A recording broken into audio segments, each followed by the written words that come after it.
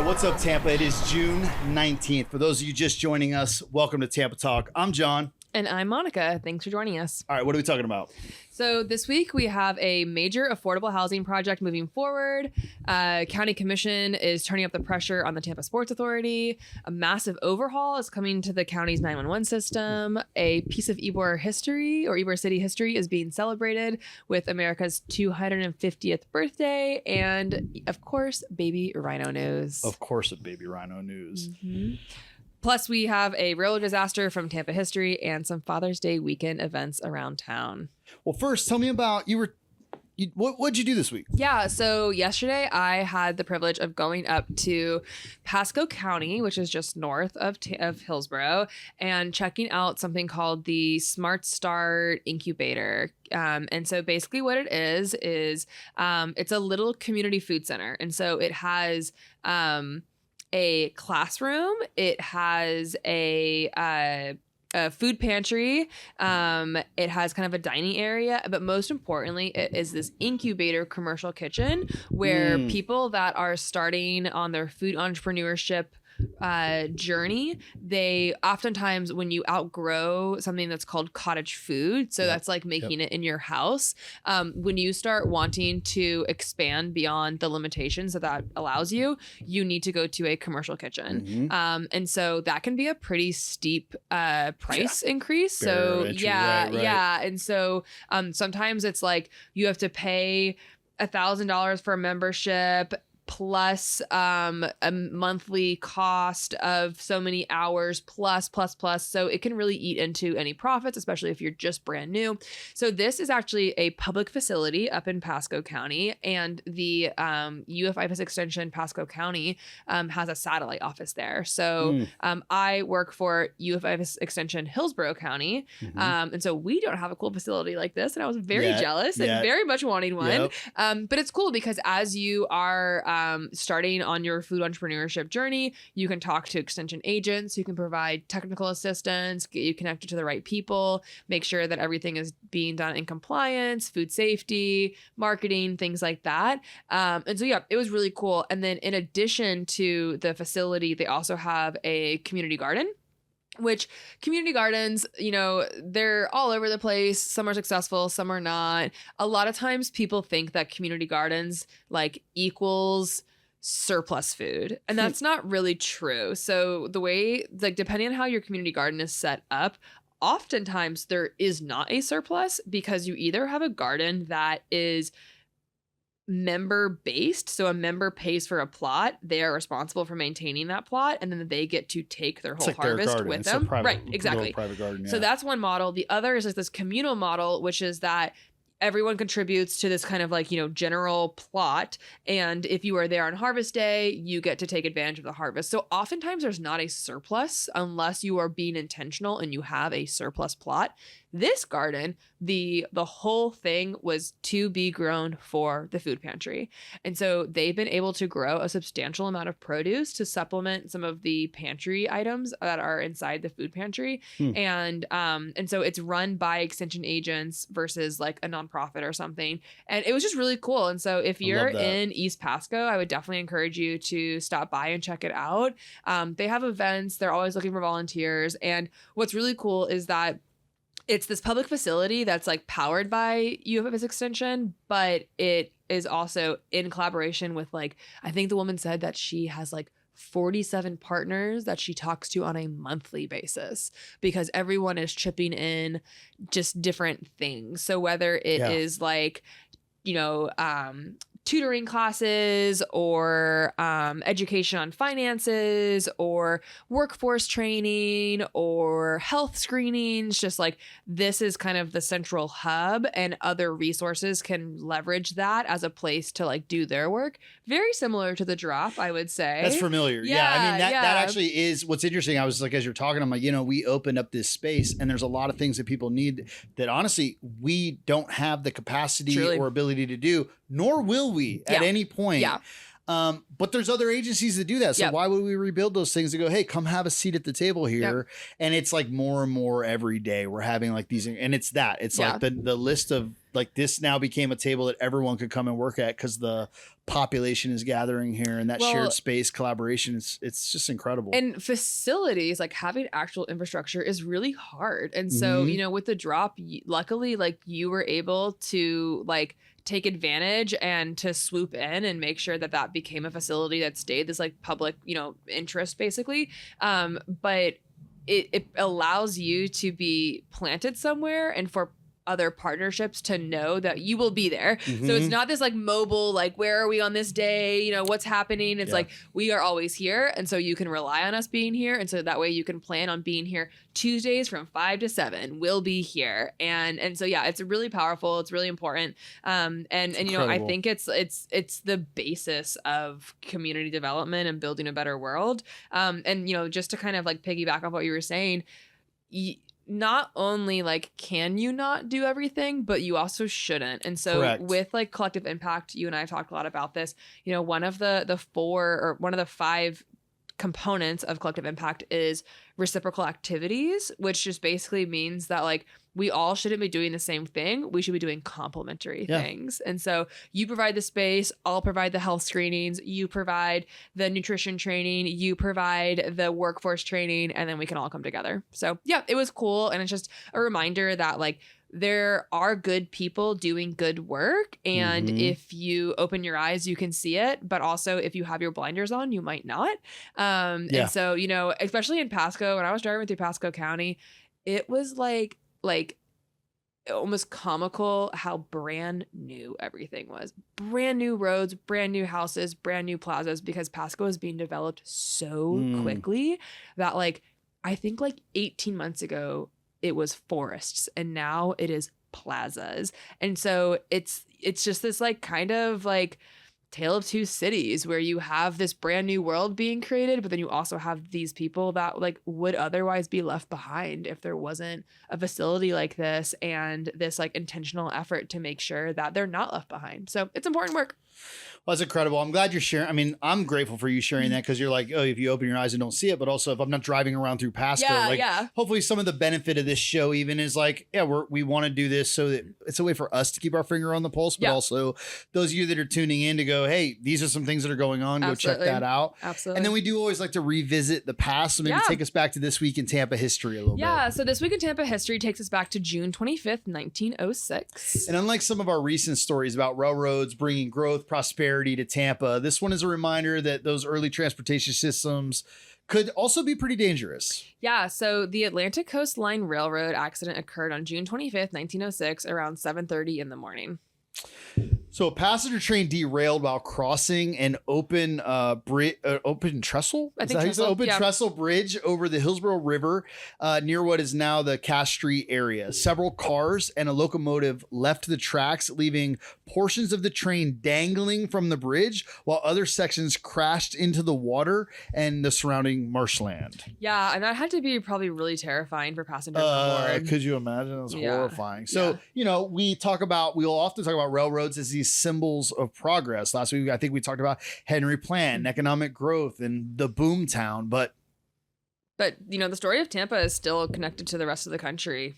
And so while every once in a while you stumble across a story like this, and it reminds us that those things were still being built, still being figured out in real time, and still being refined. And so railroads transformed Tampa, but they were also complicated machines that were operating in an era where transportation safety looked very different than it does today. Yeah, and I will say that listeners should go ahead and Google the Atlantic Rail, whatever, the crash of 1906. What was it called? The Atlantic Coast Line Railroad in 1906. And it's this crazy photo. For those that are in Tampa, the Cass Street Bridge is just kind of like, I think like a day-to-day part of like the city infrastructure. And now that this downtown is so developed, this picture, it's just like a single railroad just going into the river. There's nothing else around it. It's kind of like crazy to just like, oh yeah, 100 years ago this was nothing. So it is likely that Nick will put that here. Okay. Hopefully. And if not, we will share a photo of that in the newsletter that goes out. We always say at the end of the episode, if you want more than the audio, if you want the links to this and any pictures that go with it, wordonthestreets.xyz is a place you could subscribe to a newsletter. It comes out every Friday morning. It's literally just the show notes of this, links to the stories, any pictures, and then a link to this, whatever the upcoming episode is. Go ahead. You got something? No, I was going to say, let's get to the future or to the present, I guess. All right. Yeah. So City Council Spotlight, we've recently added, but this week City Council met Thursday morning, pretty packed agenda, 55 items total, 43 requiring votes. 2 items stood out. The first was a major affordable housing project proposed by some friends of ours, actually at Urban Reworks. Yeah. And so council unanimously approved $750,000 in city funding for the project. So that comes on top of the $3.5 million approved by the CRA board just last week. The development will be located on Nebraska Avenue, just south of Florabraska, as where the Island Shine car wash is right now. So the proposal includes 20 residential units that are targeted towards households earning 80% of the area median income or below. So most of the units will be 1-bedroom apartments with about 640 square feet of living space. The developer had requested approximately $5 million in public support to make the project financially viable. Affordable housing continues to be one of the biggest challenges in Tampa and Florida in general. And so it'll be really interesting to see how this project progresses. Really excited to see that happen. The second item involved the future of the city's Equal Business Opportunity Office, which is also known as the EBO. EBO. A proposal that could ultimately eliminate the office was expected to move forward, but council voted to delay the discussion until August 27th. The measure previously passed first reading by 6-1 vote. Councilmember Lynn Hurtek casting the lone dissenting vote. Yeah. So this discussion's actually been building for more than a year. Traces back to the city actions acknowledging compliance with federal executive orders related to diversity, equity, and inclusion programs. Supporters and opponents alike requested additional public comment before a final decision, so council pushed the vote back until later this summer. Yeah. So the next story is about the Sports Authority under scrutiny. And so the biggest story this week was their growing tension between the Hillsborough County Board of County Commissioners and the Tampa Sports Authority. So if you're wondering why the Sports Authority matters, they're the public agency that oversees facilities like Raymond James Stadium. They play a significant role in major sports venue discussions throughout the county, including the conversations that are surrounding a potential new race stadium. The ever ongoing conversations. This week, county commissioners voted unanimously to continue exploring ethic concerns involving Sports Authority board members. So the vote directs the county attorney, Julia Mandel, to gather records and prepare draft letters that could potentially be sent to Governor Ron DeSantis, the state's attorney office, and the Sports Authority itself. And an important clarification here is that nobody is being formally accused of wrongdoing at this point.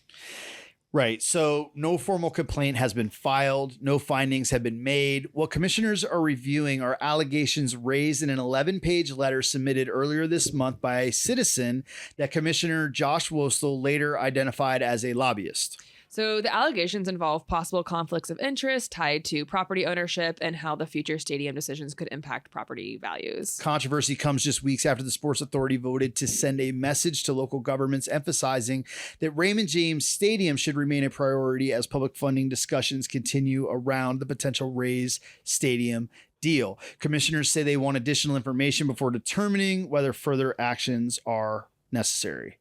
Yeah. So meanwhile, county leaders approved a major overhaul to Hillsborough County's 911 system. The county approved a $14.08 million agreement with Motorola Solutions to replace aging emergency communication technology that officials say is nearing the end of its useful life. It's been a while since I've heard about Motorola. I kind of thought that they fell off, but and this isn't just replacing old equipment.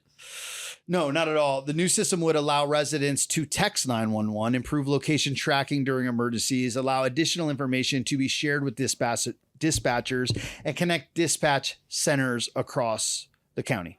Meaning that if one dispatch center ever goes down, then another one can keep emergency operations running. That's awesome. Cybersecurity was also a major focus of the upgrade as concerns continue continue growing about potential attacks on critical infrastructure. The project includes about $4.3 million in upfront costs and ongoing support estimated at approximately $1.8 million annually through 2032. Yeah. And so now for a fun story that feels very uniquely Tampa. So when the United States looked for a cigar to help commemorate America's 250th birthday, the honor landed right here in Ybor City. So Newman Cigar Company has been selected to produce the official America 250 cigar. Pretty remarkable recognition when you consider that J.C. Newman is both the oldest major cigar factory in America and the last major cigar factory still operating in the country. And the featured cigar is called the American. What else would you call it? Yeah. Appropriately enough, every part of it is American made. The tobacco comes from Florida, Connecticut, and Pennsylvania, and even the cigar box components are sourced domestically. So for a city whose history is so closely tied to cigar manufacturing, that's a pretty cool honor. Kind of is pretty cool. Yeah. And finally, the story we've all been waiting for. Yeah, so the baby rhino. Baby rhino news. ZooTampa announced the birth of a southern white rhino calf named, let's see if I can pronounce this, Malaika? Yep, let's go with that. Malaika? If we're saying it right, it means angel in Swahili. We call her Angel. Yeah. She was born on May 28th, and her mother, Alaki, and weighed somewhere between 80 and 100. 80 and 100 pounds at her birth. That's wild. A baby born that weighs 100 pounds at birth. Yeah. Imagine weighing that 100 pounds and still being called a little baby. Meanwhile, zoo staff described Angel as shy and cautious, preferred to stay close to her mother, while her older sister, Kalili, is apparently much more adventurous. Yeah. So, classic older sister. This marks the 11th Southern Rhino birth at ZooTampa.